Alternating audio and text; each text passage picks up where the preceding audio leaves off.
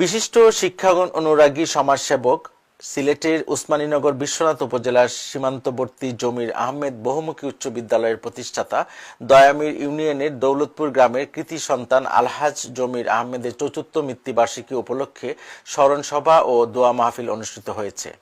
আমাদের সহকর্মী জুবেল আহমেদ সেকেল জানান, সোমবার দুপুর 2টায় উপজেলার কুবুয়া নতুন বাজার জমির আহমেদ বহুমুখী উচ্চ বিদ্যালয়ের আয়োজনের বিদ্যালয় প্রাঙ্গণে এ স্মরণ সভা ও দোয়া মাহফিল অনুষ্ঠিত হয়। এর আগে সকাল 11টায় মহান বিজয় দিবস উপলক্ষে আলোচনা সভা অনুষ্ঠিত হয়। বিদ্যালয়ের প্রধান শিক্ষক অজিত চন্দ্র দেবের সভাপতিত্বে ও বিদ্যালয়ের সহকারী শিক্ষক মোহাম্মদ নাজমুল হোসেন এবং আব্দুল হান্নানের যৌথ পরিচালনায় অনুষ্ঠানের মরহুম আলহাজ জমির আহমেদের আত্মার মাগফিরাত কামনা করে বক্তারা বলেন, জীবদ্দশায় অনেক ভালো কাজ করেছেন আলহাজ জমির আহমেদ। তিনি শুধু শিক্ষা ক্ষেত্রে নয়, মসজিদ মাদ্রাসা সহ সকল সামাজিক কার্যক্রমে অবদান ছিল অনস্বীকার্য। আজ তার অবর্তমানে তার সুযোগ্য পুত্র মঞ্জুর আহমেদ অক্লান্ত পরিশ্রম করে যাচ্ছেন।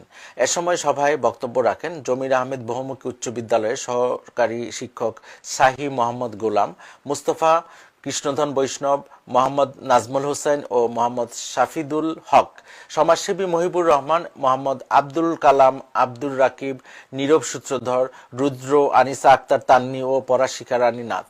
এ সময় আরও উপস্থিত ছিলেন বিদ্যালয়ের সহকারী প্রধান শিক্ষক রুকসানা ইয়াসমিন, সহকারী শিক্ষক মোহাম্মদ কামাল হোসেন, মোহাম্মদ আলমগীর হোসেন, সাইদুল ইসলাম, মোহাম্মদ আবু রাইয়ুব, সুব্রত কুমার, ম্যানেজিং কমিটির শিক্ষানুরাগী সদস্য সিরাজুল ইসলাম।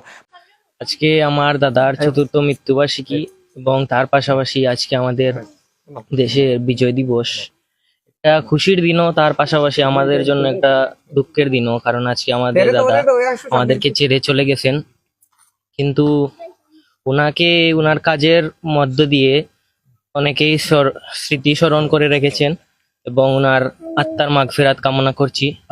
আমার অন্তরের অন্তঃস্থলে তিনি আমার মৃত্যুর আগ পর্যন্ত তিনি জাগ্রত থাকবেন এবং ওনার সংস্পর্শেই আমি দীর্ঘ 20টা বছর কাটিয়েছি। মনে করি সেই মুহূর্তের সবকিছুই উজাড় করে